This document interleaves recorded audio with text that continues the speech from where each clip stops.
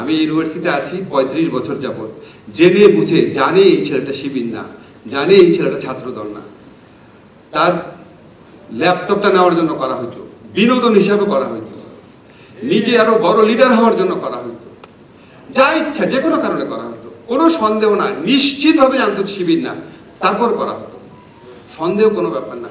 এবং এই ব্যাধি, এই 15 বছরের এই সমস্ত ব্যাধি থেকে আমরা এখনো মুক্ত হই নাই। সেকেন্ড কথা হচ্ছে কৌশল, এটা আমার একটা আছে, এটা সত্যি কথা। আমি অনেক আগের থেকে লিখি। আমি ইউনিভার্সিটি 3rd ইয়ারে যখন পড়ি তখন আমি বিচিত্রার কাভার স্টোরি লিখতাম। যারা তখন বিচিত্রা পড়তেন তারা জানেন যে কিরকম ব্যাপার। আমাকে দেখে মানুষ হতবাক হয়ে যেত, আমি এত অল্প বয়স্ক ছেলে। আমি তো অনেক বছর যাবত লিখি। আমি সবসময় ফান করে বলি, হাসিনা খালেদা যখন পলিটিক্সে আসছে তখন আমি বিচিত্রার কাভার স্টোরি লিখতাম। So I know them. আমি অনেক চালাকি করে লিখতে পারি। যেমন আপনাদের মনে আছে আমি একটা ফেসবুক স্ট্যাটাস দিয়েছিলাম যে সুষ্ঠু নির্বাচন হলে কাবুল বিমানবন্দরের মতো অবস্থা হবে বাংলাদেশে।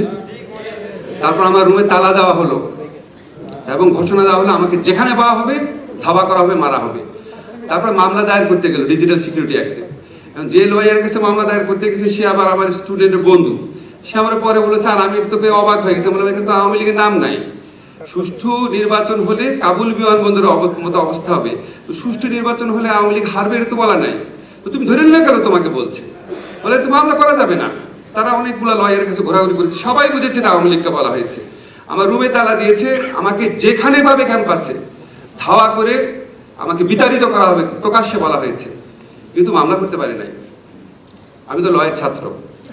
যাই হোক, আমরা যখন কথা বলতাম খুব কষ্ট লাগতো। ধরেন কোনো টকশোতে যাওয়ার আগে চর্চা করে গেতাম কিভাবে বলবো। এই যে দুঃসহ যন্ত্রণা, এই দুঃসহ যন্ত্রণার থেকে আমরা জুলাই গণ অভ্যুত্থান কালে মুক্তি পেয়েছি।